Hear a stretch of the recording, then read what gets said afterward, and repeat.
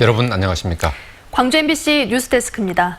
광주 남구청사 리모델링 과정에서 남구청과 자산관리공사가 책임 공방을 벌이고 있다고 지난해 몇 차례 보도해드렸는데 이에 대한 감사원의 감사 결과가 나왔습니다. 감사원은 남구청에 잘못이 있다면서 자산관리공사의 개발비를 상환하고 관련 공무원들은 징계하라고 통보했습니다. 송정근 기자의 보도입니다. 남구청 1층 쇼핑몰이 텅텅 비어 있습니다. 쇼핑몰 2층도 커피숍을 제외한 모든 매장이 텅 비어 있습니다. 지난해부터 공실이 급속도로 증가해 남구청 지하 1층부터 지상 3층 사이에 남아있는 매장은 이제 8곳밖에 없습니다.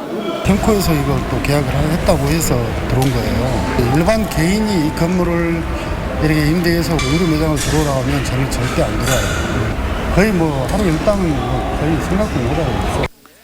남구청사에 상가 공실 문제가 생긴 건 지난 2013년으로 거슬러 올라갑니다.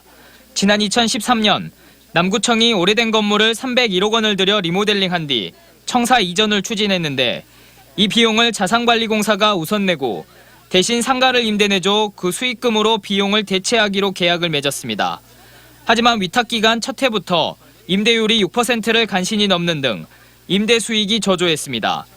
남구청은 이를 타개하기 위해 메가몰 입점을 추진했지만 오히려 에스컬레이터 설치 비용만 추가됐고 남구청과 자산관리공사는 누적된 청사 개발비 책임을 놓고 갈등을 벌였습니다.